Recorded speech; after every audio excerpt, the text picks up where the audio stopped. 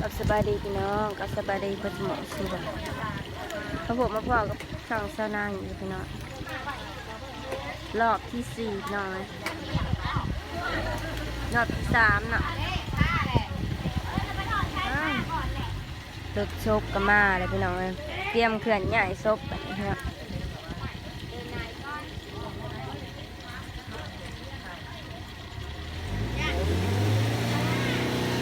รถกระค่าก่อนเลยพี่น้องเลย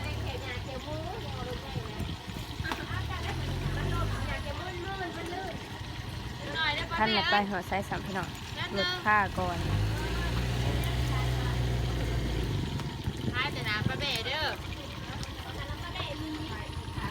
เฮ็ดว่ากับบ่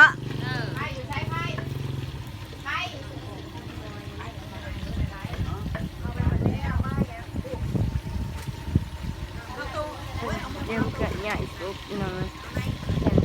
ซุปน้องควันลงปลา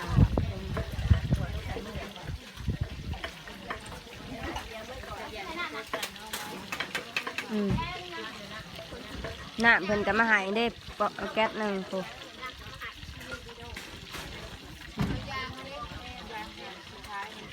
ไปขายน้ำ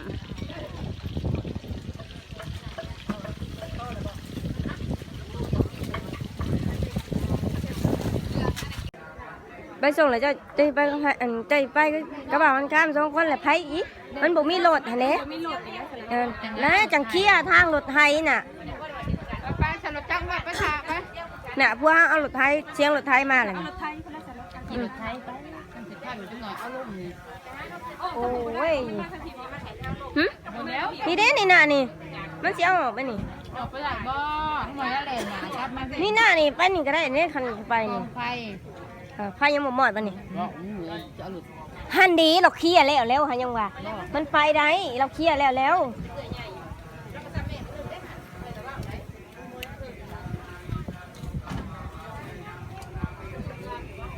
หลวงพ่อ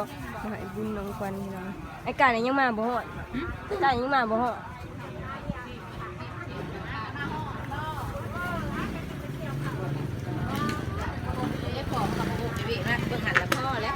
ฮะเบิ่งแต่พ่อแล้วนางแม่แจกแล้วแม่เจ้าเลยบอกเลยยังมือเศร้าแล้วมือเศร้าจะมาจะเศร้าจะเจ้าน้ำมันของเขาแล้วนางเด้อเอาแต่เฉพาะพม่าเลี้ยงทำหมดลายเอาซ้ำนี้กันน่ะจริงคือกันเด้อแค่เด้อมือวันเศร้ามาเห็ดถูเจอกันเดี๋ยวลอกเมาขอแห้งช่วยขอแห้งขอเราให้มาจะเศร้าจะเที่ยวได้เลยเกี่ยวกับมันชดนี่น่ะไปขายดิเนี่ยนี่ขายมื้อนี้วันอังคาร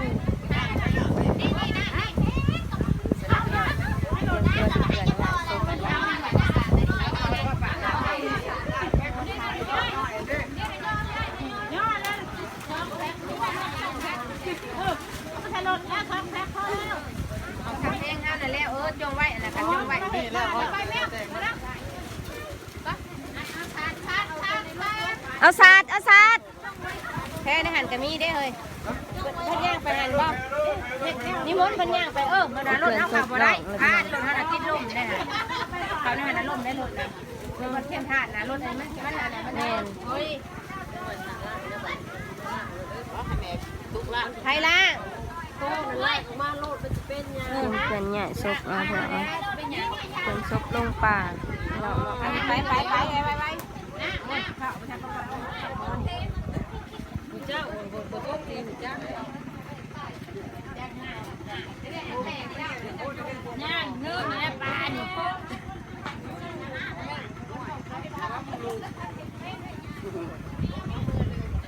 เตรียมเป็นใหญ่ซบลงควันลงปลาสาพี่น้องแต่ว่าสนั่งที่สุดได้ไปน้ำดอกพี่น้องสนั่งที่สุดได้ไปปลาสาน้ำดอก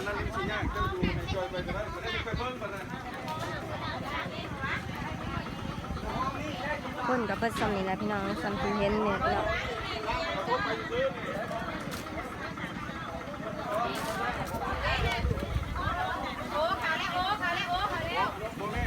น้ำหอมมีอยู่บ่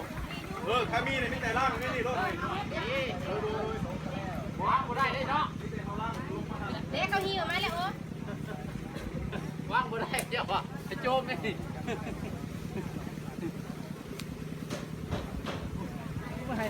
น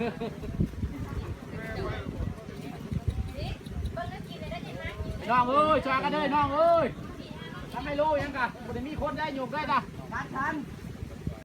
ช่วยกันเลยน้องเอ้ยมันมีได้ทำไมน่ะเขาแย่งพี่น้อง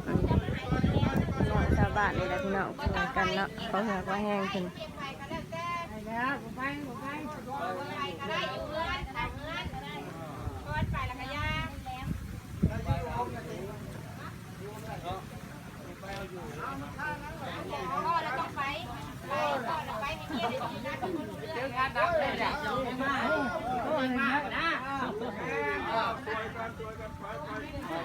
คนละไม้คนละมือพี่น้อง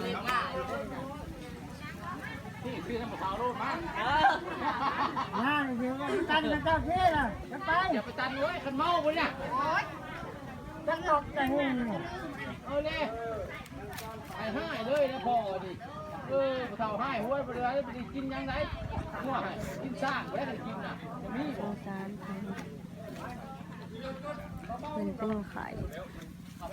เป็นขายอาทิตย์หนึ่งเนี่ยโ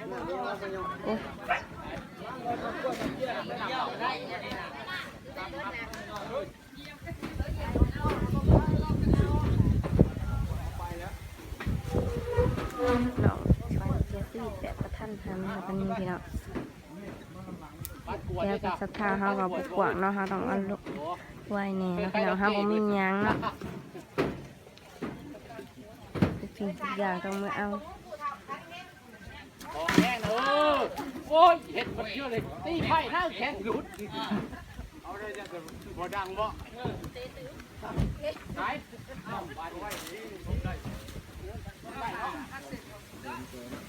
ท่านนี้แหละพี่น้องคนทำงานลูกหนองวัน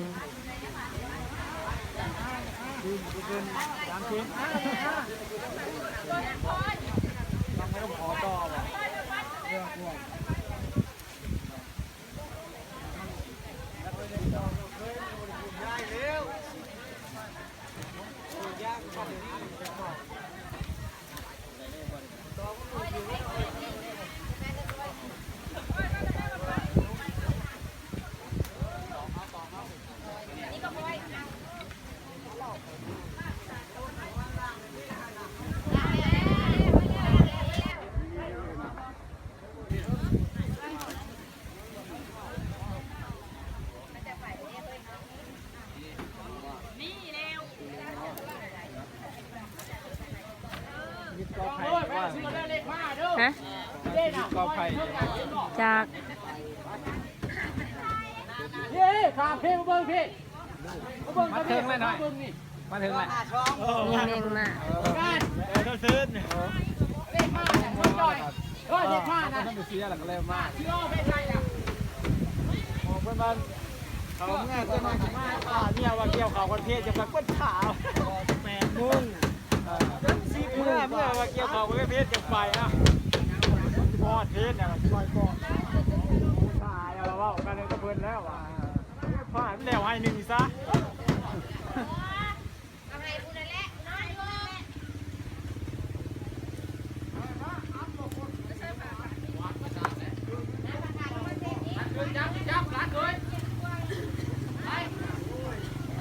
สุกพี่น้อง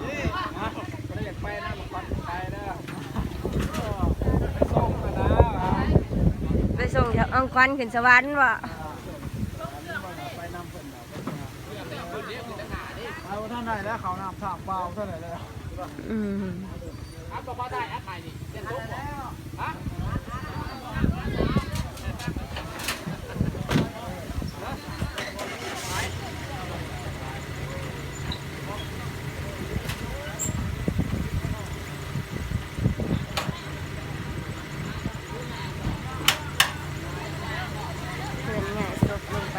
พี่น้องนะ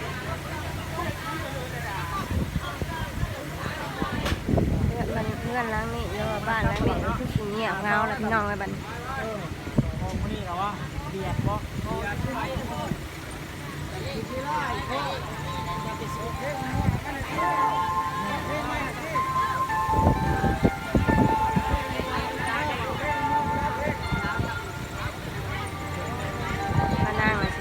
น้ำพี่น้อง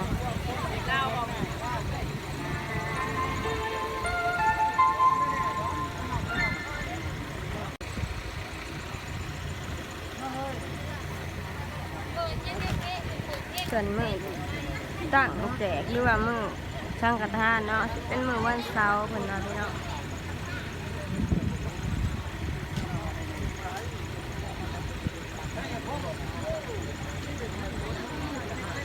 สนางนะซื้อว่าปวดหัวแล้วสนางก็เลยสิบได้ไปทางสระน้ำเพลินเนาะ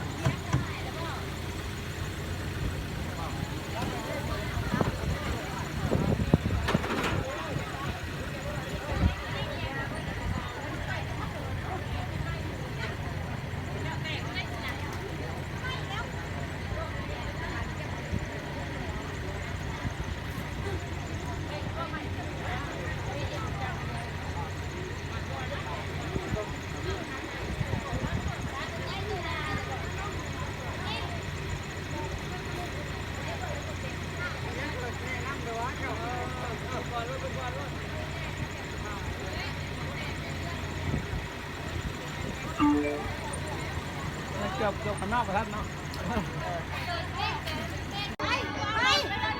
เพื่อนใหญ่ซบแล้วพี่น้องนี่ นั่งก็เดือดปลาอ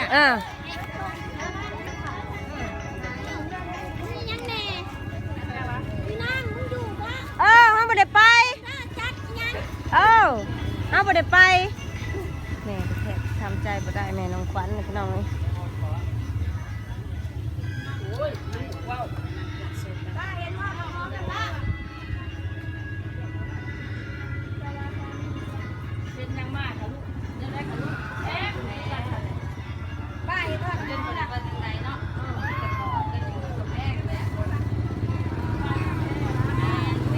แม่มันทำใจบ่ได้พี่น้องเลย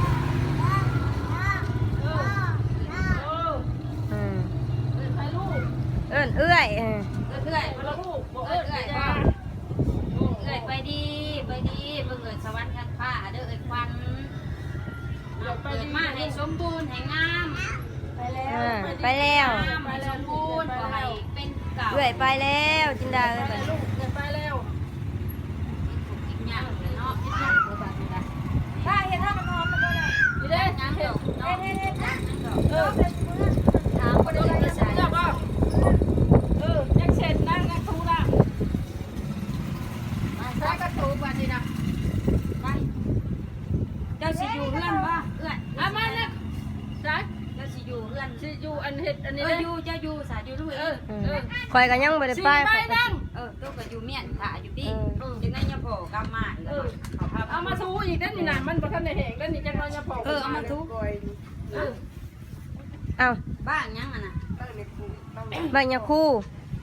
อับเน่บ่คือ เด้ผักมันน้ำเพิ่นนี่ ไปสิไปน่ะ เด้ เอาไปผ่าไปเด้ จอดก่อนผักพังไว้แน่ บ้านยังคู่ บ้านยาคูเด้อบ้านยาคูเด้อ เอาตัวแรกเอาเองก็เอาเลย